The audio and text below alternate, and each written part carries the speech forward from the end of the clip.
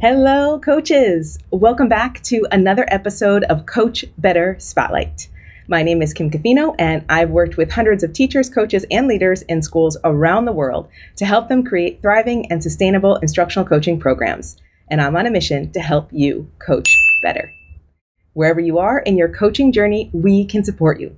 Come learn with us in one of our courses or private mentoring packages designed specifically for instructional coaches. Join our global Coach Better community, ask any questions you'd like to hear us answer, and find all of our resources for instructional coaches on our website at coachbetter.tv. You can also find us on social media at Eduro Learning or on our Coach Better Facebook group, and subscribe to our channel here on YouTube to catch all of our latest videos. If you're not sure where to start, take our free quiz and get a tailored list of our best coaching resources delivered straight to you and designed specifically for your level of coaching experience. Find it at coachbetter.tv/quiz. In today's episode, I am chatting with return guest Steve Barkley, Executive Vice President of PLS Third Learning, author of many books about instructional coaching, and advisor to the Executive Committee of ACES, the Association for the Advancement of Instructional Coaching in International Schools. I'm excited to share this episode with you, not only because Steve is amazing and one of my coaching superheroes, but also because he was one of our first ever guests on the show. So it's especially interesting to hear firsthand how his thinking has evolved over time since that conversation. In this Spotlight episode, we're talking about what leaders need to know about the long-term impact of coaching, especially when talking to their school board. On the full-length podcast episode, we also talk about systems for coaching success, especially when starting from scratch, how to make coaching sustainable, what experienced coaches can do to continually refine their practice, and trends in instructional coaching in international schools. This episode is a gold mine for coaches or school leaders looking to build successful and sustainable instructional coaching programs. Steve works with so many schools and has such a deep understanding of how coaching works. You do not want to miss this episode. To listen to the full-length audio podcast, subscribe to Coach Better wherever you get your podcasts. As you watch today's episode, you'll notice that many of the topics we talk about highlight elements of the Thrive model for sustainable instructional coaching that we follow in the Coach Certificate and Mentorship Program. So if you are feeling like you're ready to start growing a thriving coaching culture in your school community, make sure to stay tuned to the end of the episode to hear more about how you can get started. Okay, let's jump into the episode. All right, Steve, welcome back to the Coach Better podcast. Thank you. Great to be back. I'm excited to have you here. We've been having a long conversation before this about all sorts of things coaching related, so I'm all pumped to have this conversation. Before we jump into what we're talking about today, I would love to invite you to share any highlights for things that are going on with you right now that you'd love to share with our audience, because I know everyone knows who you are. Coaching expert. Your book is right here by my side. I'm gonna share the highlight. I thought about doing this with you. I'm pretty sure you are the first international instructional coach on that. It's been a long time. We've known each other a long time. And I can actually remember when you spoke to me for the first, weren't you coming to Bangkok for Room G for something? I remember. Yes. Yep. And I think we were early in Twitter. Yep. It was definitely a Twitter connection. And it was somebody who knew you that was in a training I did and that introduced me to you. And so that what a world. What a world, Steve. It does go back a long time. Yeah. Yay. Well, I'm so excited to have you on the call again. And I know we're kind of today going to look at systems and structures and school-wide leadership, thinking about coaching from that level. And I'm like super excited to just kind of pick your brain and get your thoughts on all of these questions. Okay, so you talked about the hypothesis and having a hypothesis about, we believe by investing in this, it's going to get us this result. What are some of the results that you have seen in terms of long-term impact of instructional coaching that schools might be able to point to in conversations with the board when pitching a position? Like, what do you see as the impact of instructional coaching, particularly in the international school environment, that other schools could look to as examples? And you don't have to name specific schools, but just like conceptually. There's only one in my mind. It has to be increased student achievement, increased student growth. However you want to define that, it can be academic. It can be more students performing at a higher level. But the bottom line is that it has to be measured by student. I make the statement: if a place is implementing instructional coaching and it's new, and I get to meet with the coach and the administration, I can make the statement: I don't know anything about the politics of your board, but I will guarantee within 2 years you're going to be asked the question, what did we get for our investment in instructional coaching? And you don't want to wait for 2 years to start answering that question. So you should be answering it from the beginning. And what that outcome is what you're using to define the instructional coach's role at the start. Okay. But now you got to work backwards, because student achievement isn't a quick result. So my backwards planning process is, you talk about student learning outcomes, then you identify what is it that students need to do in order to cause that outcome to happen. I call it student learning production behaviors. So I'm real big on teachers don't cause student achievement, students cause student achievement. Okay? So now I know the outcome kids should reach. I know what students need to do in order to get there. Now I'm ready to go back to, what does the teacher need to do? What needs to be built into our program to make that happen? And now I'm ready to go back to all the supports. So what happens in PD? What happens in instructional coaching? What happens in professional learning community? All of that is on the bottom. So I call it planning backwards. So when you're planning backwards, you get to leadership last. When you implement, leadership goes first, and causing things to happen to come up. So if we're clear on what our outcome is, which should be something student connected, we then map out the process that would get us there. And now the instructional coach's role is to look at implementing that process. Okay, so I'll give you 2 quick examples that I've played with.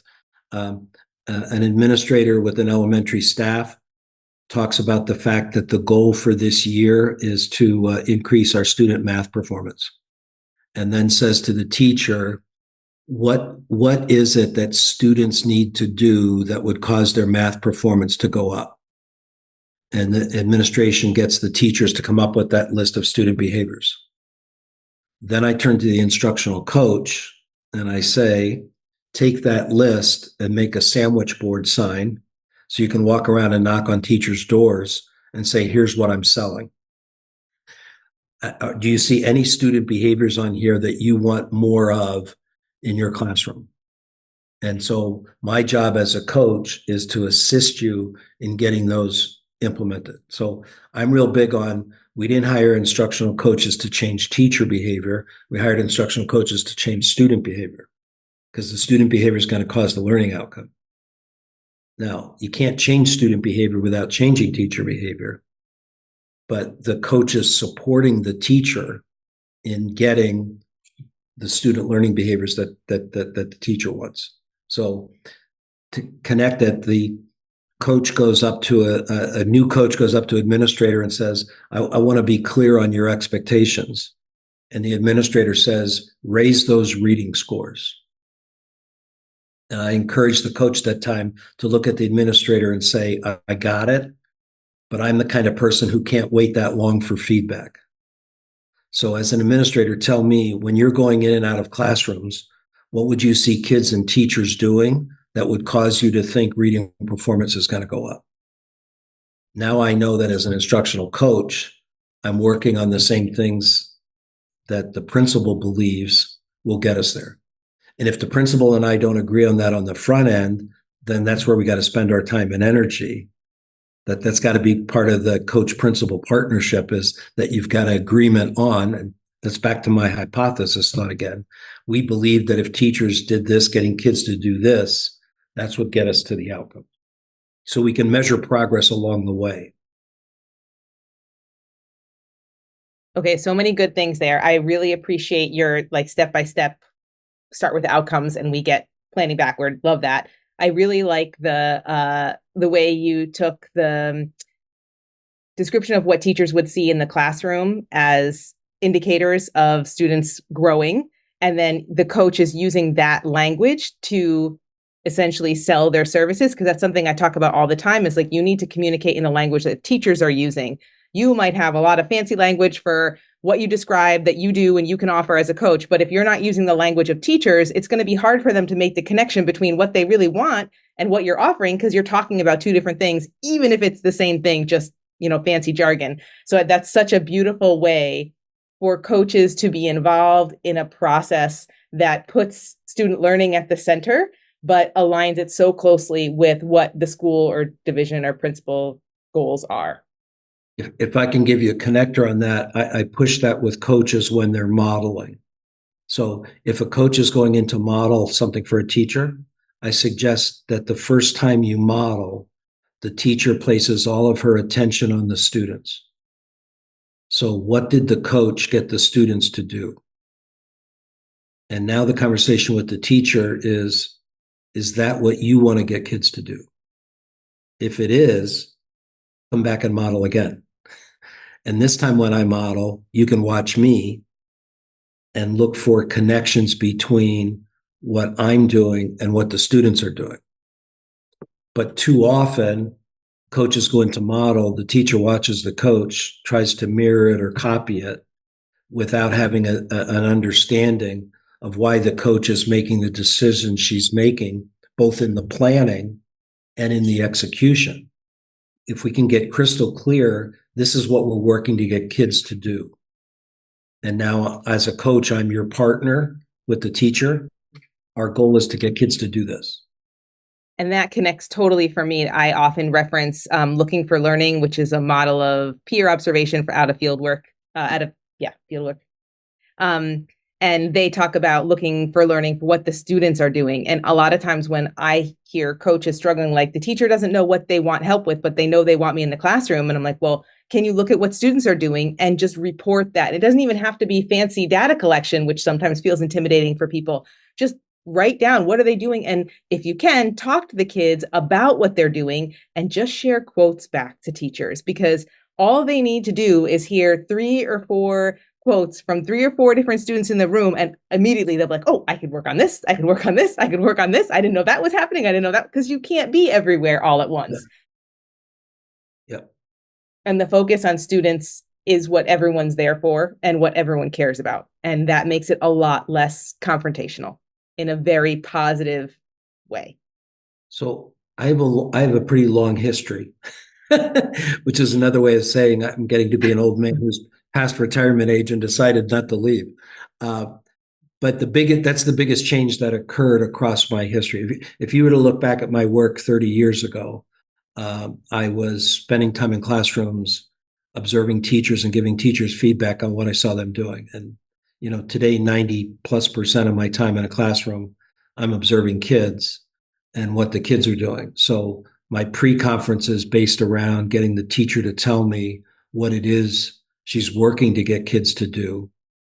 And then my post-conference is about reporting back to the teacher what the kids did. So where did the kids do what you wanted them to do? And why do you think they did it? That's going to reinforce decisions you made. Okay. Where weren't the kids doing what you wanted them to do? And now that's a reason to change. And we don't have to look at what you were doing as being right or wrong, but today with these kids at this time, that wasn't it. So what else could it be?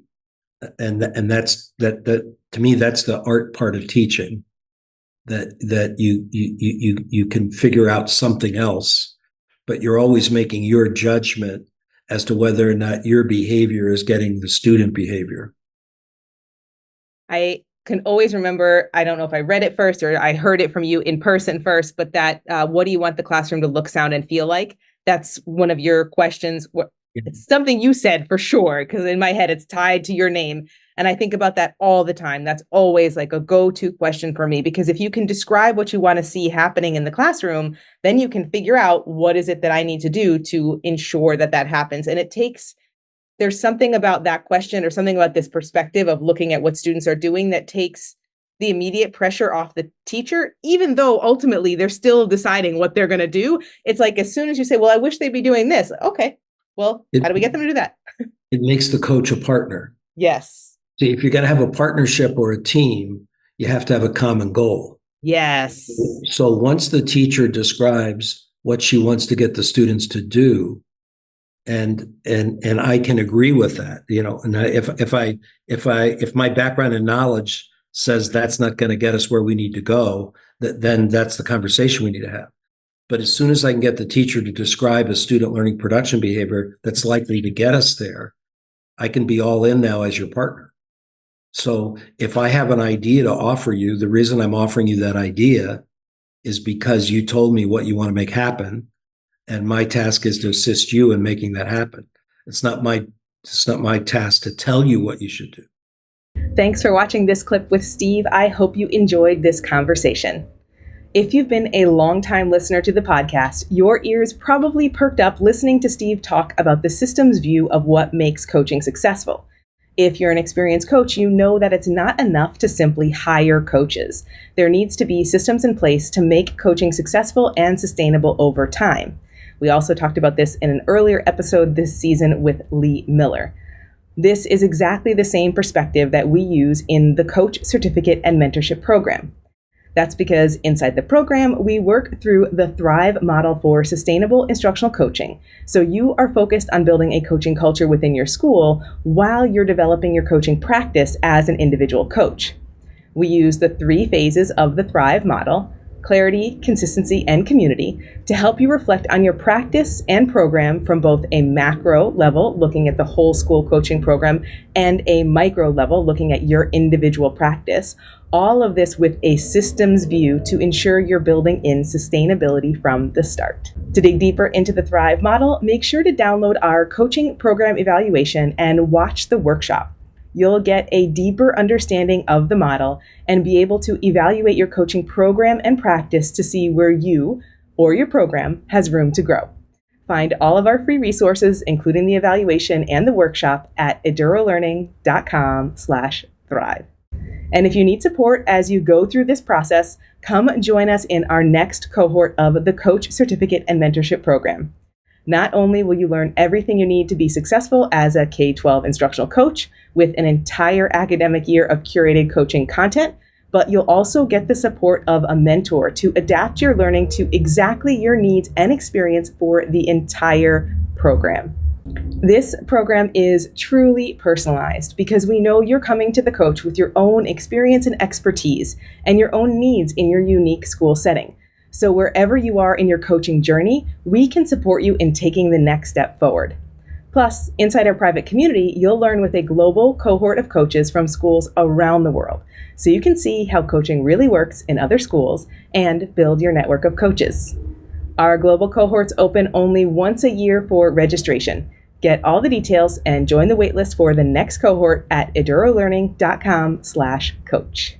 If you'd like a transcript of this conversation and all of our other resources for instructional coaches, head over to our website at coachbetter.tv to find the show notes for today's episode.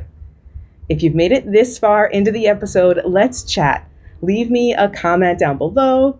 Find me on social media at Eduro Learning and send me a message about what you took away from today's episode. Let's start a conversation to see how we can work together to create a thriving coaching culture in your school setting. See you next time.